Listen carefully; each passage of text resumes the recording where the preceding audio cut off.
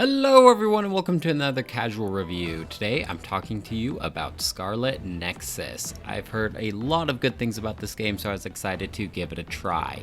At the beginning of Scarlet Nexus, you are given the choice to play as either a boy named Yuito or a girl named Kasane.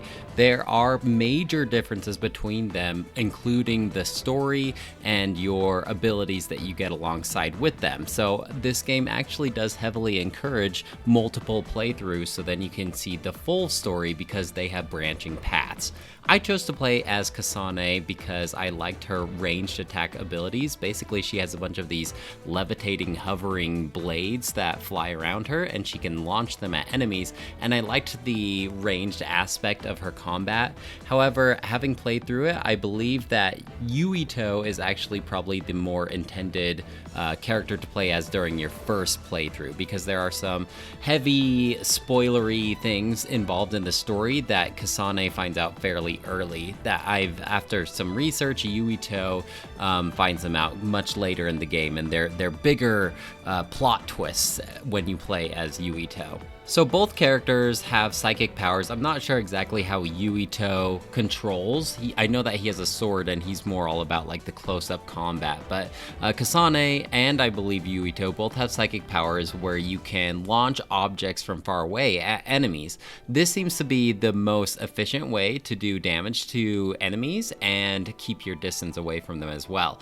There is a meter that slowly depletes when you throw these away, and that's when you'll have to get up kind of a little more close and personal with your basic attacks and combo strings. On top of that combat, you also have access to some teammates, and both Yuito and Kasane both have different teammates that follow you through the majority of the game, and these teammates can add additional benefits to your combat. For instance, one of my teammates can add electricity to my basic combo attacks. That was one of my favorite abilities to add because you do a bunch of really cool combos with the electricity. Another one turns you invisible so you can sneak up on enemies. This was particularly beneficial on enemies that would kind of clamp up and you couldn't do any damage to them when they're clamped up in their shell. So then you could sneak up behind them when you're invisible and do damage to them. There's one that makes it so there's a bunch of Kasane, like makes duplicates of you, and that makes it so you can launch a bunch of objects at once. And then there's one that makes you move really fast, so all the other enemies move pretty slow. So that was the majority of the game with Kasane. As you are defeating these enemies, there are two different bars that you're trying to knock down. Their health bar obviously destroys them, but then you also have a like stamina bar, and when you deplete that, you can perform a pretty cool execution on these enemies as well. So that's pretty much it for as far as the combat goes. There seems to be a pretty heavy emphasis on dodging attacks and counter-attacking and dodging projectiles and throwing them back at the enemy. So most of the time you are going to be launching all of these objects with your ability psychokinesis, I think it's called. That seems to be what they want you to do mostly. If you're just attacking with your basic attacks the whole time, it's going to take you a long time to defeat these enemies. And I think this would be a good opportunity for me to go into the detail of these enemies. These enemies are called others. And basically in this world, there's this big ominous red cloud in the atmosphere, and this is called the extinction cloud or extinction something. I can't quite remember what it's called, but these others are appearing from this red cloud, and this has been going on for years and years and years. It's basically the only life that these humans know, and so they have developed a special task force in order to handle these others called the OSF, and the OSF is full of these characters with a bunch of other abilities, and I already kind of went into most of them. You have your psychokinesis for Kasane and Yuito, but then others have like different abilities like super speed or electricity, things like that. I really actually like the others design in this game. They look really creepy and demonic, and some have like these, it's like plants with legs on them, and others have like all these limbs, just really freaky designs that I would never have thought of on my own because they're just so out there and weird and twisted. There are some very strong anime vibes in this game, and the plot goes in a lot of different directions, so there's a lot of different things you need to follow, especially because your first playthrough, you're only getting like a portion of the story because Kasane and Yuito both split paths and only occasionally cross paths with each other to share information. So you're only getting these bits and pieces, but it's enough for you to understand the majority of the story. As far as like how this story is interpreted to you, I actually really didn't like it. It was majorly in the form of this comic book style with these still pictures. Now, I really liked the voice acting in this game, and all of the quote-unquote cutscenes are voice acted, and I think they did a good job with the voice acting. But as far as the visuals go, you're just watching these still images, almost like you're reading a comic book most of the time. Now, sometimes they had cinematics, not very often though, and I have to admit that actually lowered my enjoyment of the game because I'm really all about like the cutscenes, and they really help my engagement with the game.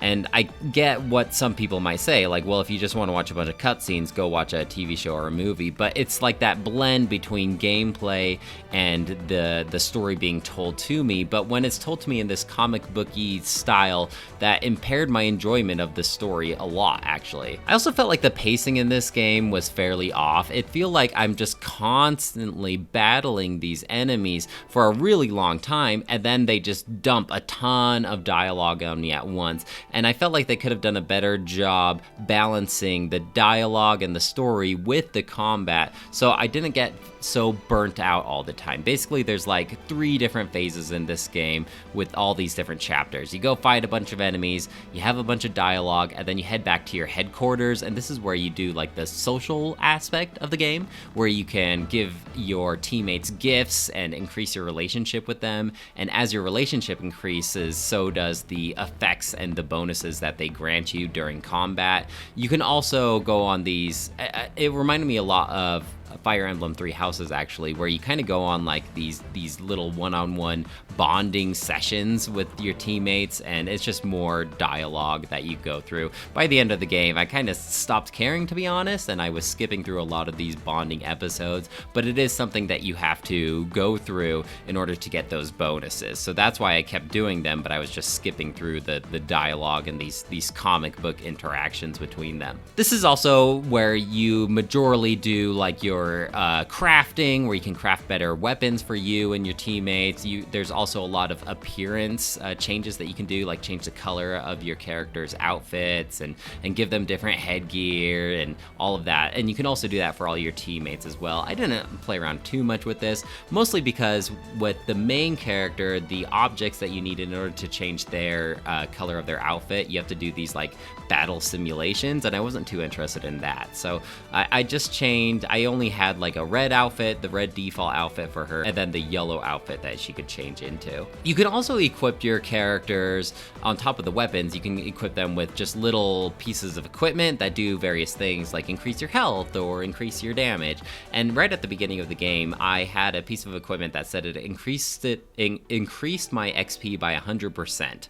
And I was like, whoa, this is going to double my XP gain. I'm putting this on right away. However, I'm not sure if I understood the item's effects enough, because it seemed like I was only a little bit ahead of level from the others that I was fighting. And I don't know if the others levels scale with Kasane's experience, or maybe the experience boon that I got only doubles the XP for certain things, but I really didn't feel that over leveled, even though I had that piece of equipment on the whole playthrough. There's a lot of early game things that I found quite frustrating, and they do solve them by this upgrade tree called a brain map, I think it's called. But basically, like, anytime I got hit by an enemy, you're like laying on the floor for a good 3 seconds, and it just puts a complete halt to all combat and all interactiveness. And then you have to wait for your character to get up. Now, granted, there is an ability you can unlock, which makes it so you automatically get up when you hit the circle button when you fall down on your butt. But it was just annoying, especially at the early game, because it just totally interrupted the flow. And I get that you're supposed to get good and never get hit by enemies, but when there's like 5 others in the room that you have to balance around, you're gonna get hit and you're gonna get knocked on your butt. Now this didn't solve this one upgrade that I'm talking about didn't solve whenever you got like electrocuted, because if you get electrocuted by that status, you're stunned and you're laying on the floor for a decent amount of time. I want to say maybe like 10 seconds, and you're just mashing buttons on the controller trying to get back up, and you can still get damaged if you're knocked on the floor as well. So that can be kind of frustrating because you can't use any potions or anything like that. That being said, about halfway into my playthrough, 10 hours in, I did encounter a really tough boss full of like these status effects and knocking me on my butt, and it was very frustrating.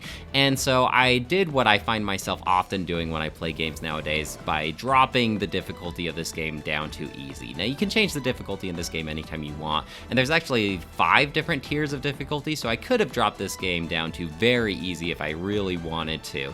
But easy just to defeat that boss, and in all honesty, after that boss, I probably could have bumped the difficulty back up to normal, but I found that the combat itself was taking so long, and it was so tedious and frankly getting a little boring during the combat scenes, because it's just go in this room, fight these enemies, go in this room, fight these enemies. And so I found that by dropping the difficulty down to easy, it kind of sped me through those combat sessions just a little bit faster to keep my interest going in what's going on with the world and the characters. Another thing that I found quite tedious about this game actually is you go to a lot of repeat areas. So visually you don't get a lot of variety when you're playing this game. Most of the time you'll be in like an abandoned city or inside an abandoned building. You go to these same locations about 2 or 3 different times, and if you're doing these Bond episodes with certain characters, you're going to go back to these locations even more than that. So it did get a little uninteresting by the 3rd time you're in the same construction site fighting the same other enemies, and so it did start feeling repetitive and a little boring. But there's still that whole interest in the world and the others, and the combat is fun in small doses, just in terms of like pulling off that perfect dodge and doing that counterattack, or executing an enemy or launching these objects. There is some fun stuff there. And later on in the game, you do access these upgrades to your character to make the combat go a little more fast. So basically, there's one meter that fills up where you temporarily do like extra damage and have bonus health and that kind of thing, and that automatically activates as you fight through the game. And through the brain map, you can upgrade like how frequently that upgrade occurs. And then there's another one that you are upgrading manually, where you're just launching all these big buildings and attacking enemies with super strength. But that one is only temporary, and if you leave that one on the whole time, then I'm led to believe that you get a game over. So you have to turn that off on your own before you let it last too long. There's some variety in terms of the combat, but it's still quite repetitive, I think. Now, this game is a fairly linear game. It's not like open world or anything like that, but you can like go to any kind of location via fast travel if you want to just grind enemies or materials for upgrades for your plugins or your weapons. But I feel like by the end of the game, or about 15 hours in at least, they started opening up these concepts of these side quests. I didn't try out any of these because I was just focused on the main game, and I was just kind of trying to get through it, in all honesty. By the end of the game, I wanted to see the ending, but I wasn't interested in any more detours, so I didn't try out any of these side quests. But overall, the overall presentation is a fairly linear experience, which is nice because sometimes these open world games can be full of filler. The music is fun, kind of this like weird electro pop kind of thing when you're just hanging out in the city with the civilians, and then the combat music is also really intense and fun as well. I did play this game on the PlayStation 4, which involved 2 or 3 hard crashes. Not sure if that was unique to me, but I just wanted to give you a heads up if you are looking into the PlayStation 4 version. Overall, I'm sure that this game is game of the year for a lot of people, but for me personally, when I beat this game around the 20-hour mark, I was a little relieved to finally be done with it, because just the long combat sessions and the repetitiveness of it had me kind of looking at other games, but I was determined to finish this game because the story is cool, and I did want to finish it in order to give a proper casual review. So I did persevere. I can recognize its pros, but its cons are also one of the big focuses for me when thinking about this game. So I will give this game a 3 out of 5. Still a good game, but I'm not going to replay it as Yuito anytime soon. Well guys, that's it for me. Let me know if you have any questions or comments about Scarlet Nexus, and I'd love to hear what you have to say. Otherwise, I'll talk to you later. Bye!